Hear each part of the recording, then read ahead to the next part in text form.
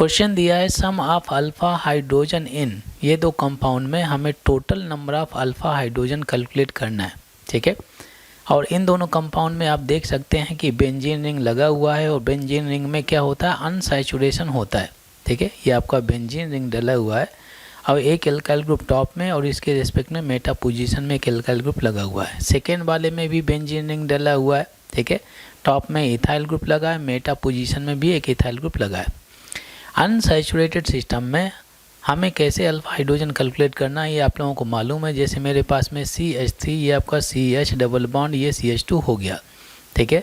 तो इसमें अगर आप देखें ये जो आपका डबल बॉन्डेड सिस्टम है, डबल बॉन्डेड कार्बन का जो नेक्स्ट कार्बन होता है उसे हम अल्फ़ा कार्बन बोलते हैं, ठीक है। अल्फ़ा कार्बन में लगे हुए हाइड्रोजन को हम क्या बोलते हैं, अल्फ़ा हाइड्रोजन। यही आपको काउंट करना है। हमेशा दिमाग में रखें जो अल्फ़ा कार्बन होता है इसकी कंडीशन क्या है, ये आपका sp3 हाइब्रिडाइज होना चाहिए।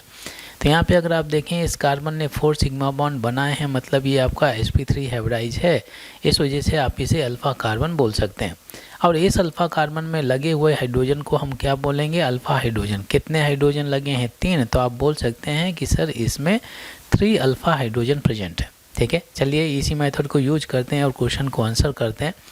अब देखिए ये आपका जो डबल बॉन्डेड कार्बन है, डबल बॉन्डेड कार्बन का जो नेक्स्ट कार्बन है, ये कार्बन आपका sp3 हाइब्रिडाइज है क्या, ऑफकोर्स sp3 हाइब्रिडाइज है, तो इसे आप अल्फ़ा कार्बन बोल सकते हैं।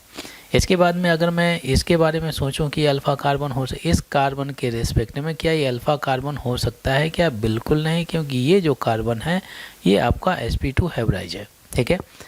अब आगे बढ़ते हैं।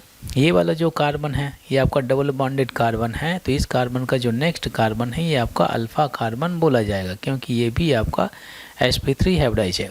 अब इन अल्फ़ा कार्बन में लगे हुए हाइड्रोजन को हम काउंट कर लेते हैं, तो आप देख सकते हैं क्लियरली इस कार्बन ने केवल एक ही बॉन्ड शो करके रखा है, तो यहाँ पर 3 हाइड्रोजन होने चाहिए, तो आप बोल सकते हैं इस अल्फ़ा कार्बन के पास में 3 अल्फ़ा हाइड्रोजन प्रेजेंट है। सिमिलरली इस अल्फ़ा कार्बन के पास में आप बोल सकते हैं 3 अल्फ़ा हाइड्रोजन प्रेजेंट है। तो total number of alpha hydrogen कितने हो जाते हैं, 3 + 3 = ये आपका 6 अल्फ़ा हाइड्रोजन किस में आ गए, फर्स्ट कंपाउंड में मिल जाते हैं। अच्छा, इस कार्बन के रिस्पेक्ट में आपका ये कार्बन ना तो होगा अल्फ़ा कार्बन, और इस कार्बन के रिस्पेक्ट में ये कार्बन भी आपका अल्फ़ा कार्बन नहीं होगा, क्योंकि ये डबल बॉन्डेड सिस्टम से लगे हैं, तो इनका हाइब्रिडाइजेशन कभी भी sp2 नहीं होगा। अब चलते हैं नेक्स्ट वाले में। तो सेम सिचुएशन, ये आपका डबल बॉन्डेड कार्बन है, ये कार्बन है और आपका ये कार्बन है। ये कार्बन आपका यहाँ पे अगर आप देखें इस कार्बन का जो नेक्स्ट कार्बन है आप इसे अल्फ़ा कार्बन बोल सकते हैं, क्योंकि ये जो कार्बन है आपका sp3 हाइब्रिडाइज है।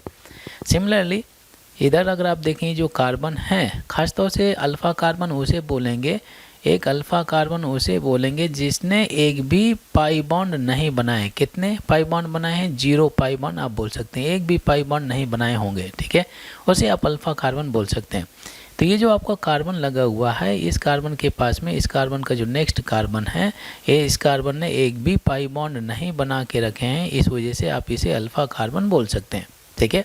अगर पाई बॉन्ड नहीं बनाएगा तो इसका हाइब्रिडाइजेशन हमेशा क्या हो जाएगा, sp3 हो जाएगा, sp3। तो ये भी आपका इनडायरेक्टली ऐसा बोला जा सकता है अल्फ़ा कार्बन। इस कंपाउंड में 2 अल्फ़ा कार्बन प्रेजेंट है। यहाँ पे इस कार्बन ने 2 बॉन्ड शो करके रखे हैं, तो 2 हाइड्रोजन प्रेजेंट होना चाहिए, तो आप बोल सकते हैं 2 अल्फ़ा हाइड्रोजन प्रेजेंट हैं। इस कार्बन के पास में भी 2 अल्फ़ा हाइड्रोजन प्रेजेंट है। अब total number of alpha hydrogen 2 + 2 आप लोगों को मालूम है कितना हो गया, 4 अल्फ़ा हाइड्रोजन हो जाता है, ठीक है। अब देखिए इन दोनों को ऐड कर देते हैं, हमें टोटल कैलकुलेट करना है, total of alpha hydrogen present in both the compound. तो फर्स्ट वाले में तो हमें मिला था कितना मिला था, 6 मिला था, ये 6 हो गया, और सेकेंड वाले में जो मिला था कितना मिला आपका, 4 मिला, +4 कर देंगे तो बोलिए भाई कितना आना चाहिए, 10 आ जाना चाहिए। 10 आपका अल्फ़ा हाइड्रोजन हो जाता है। कौन सा आंसर सही है बोलेंगे, ये आपका C option is the right answer.